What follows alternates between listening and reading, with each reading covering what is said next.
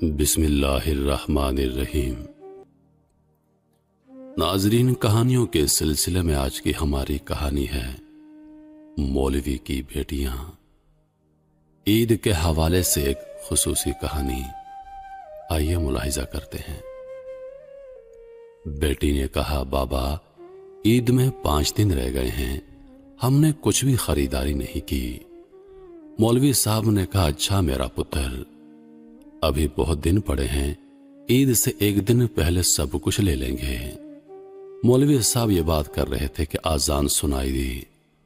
मौलवी साहब जो आंखें बेटी को झूठी तसल्ली देने पर शर्मिंदगी से झुकाए हुए थे, उनको मौका मिल गया और मस्जिद की तरफ चल दिए।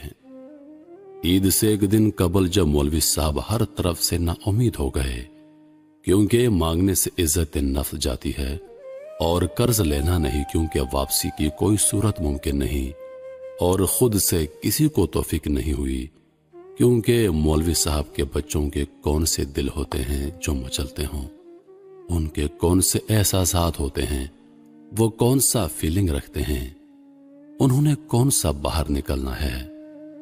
जब कोई इंतजाम ना हुआ तो सोचा, आज जितनी भी मेरी तालीम है, जितना भी मेरे पास इल्म है, जितना भी मैंने पढ़ा है, सबको बरूएकार लाकर बेटी को कायल करूंगा कि बेटी, बड़ी ईद पर कोई कपड़े नहीं पहनता, ये तो कुर्बानी की ईद है। लेकिन धड़का था कि बेटी भी तो मौलवी की है, ये कह दिया कि कुर्बानी भी तो आप नहीं कर रहे।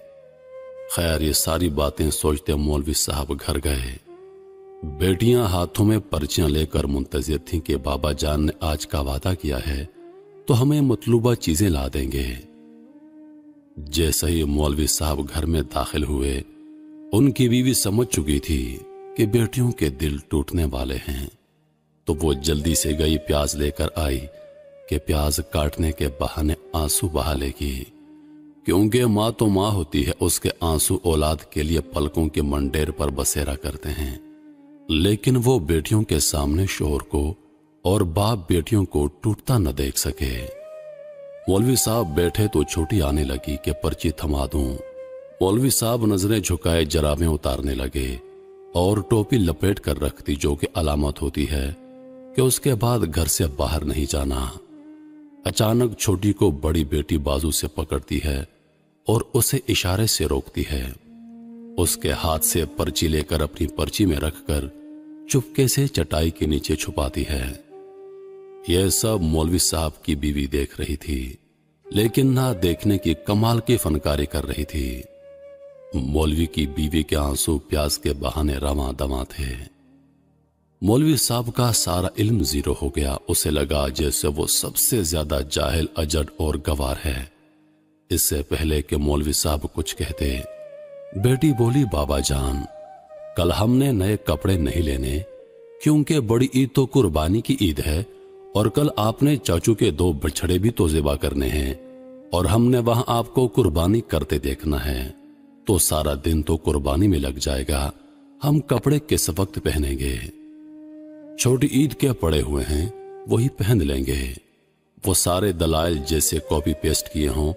उस वक्त दुनिया की सबसे ज्यादा आलम फाजिल और समझदार बेटी मौलवी साहब को लगी।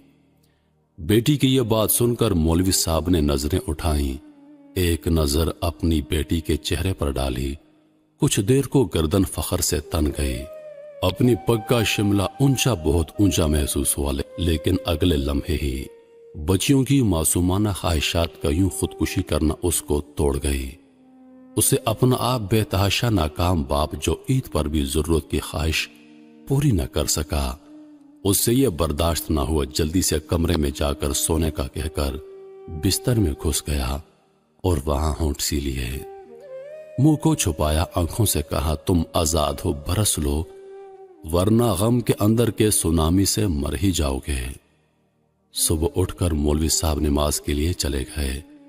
वापस आए तो छोटी बेटी ने 10, 20, 50 के नोट पकड़े हुए थे।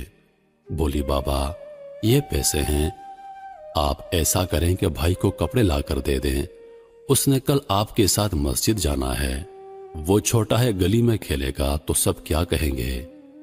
یہ ایک اور دھماکہ تھا، لیکن بہن کا بھائی کے لیے پیار کیا ہوتا ہے سب سمجھا گیا۔ مولوی صاحب نم آنکھوں سے گھر میں داخل ہوئے۔ کرتے بھی تو کیا کرتے ہیں؟ میرے محترم عزیز دوستو، انہی لفظوں کے ساتھ میں اجازت چاہوں گا، اس امید کے ساتھ کہ سانسوں نے وفا کی تو اگلی بار ایک اور ویڈیو لے کر آپ کی خدمت میں حاضر ہوں گا۔ تب تک کے لیے خدا حافظ۔